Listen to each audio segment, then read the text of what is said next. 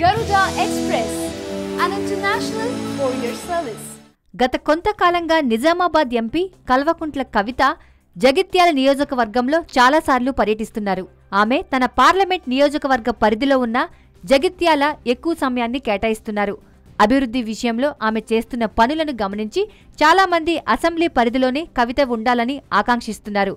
ఈ క్రమంలో ఆమె జగిత్యాల వైపే ఎక్కువ మొగ్గు చూపడాన్ని గమనించి చాలామంది రాజకీయ నాయకులు జగిత్యాల నుంచే కవిత పోటీ చేస్తుందన్న కామెంట్లు చేస్తున్నారు.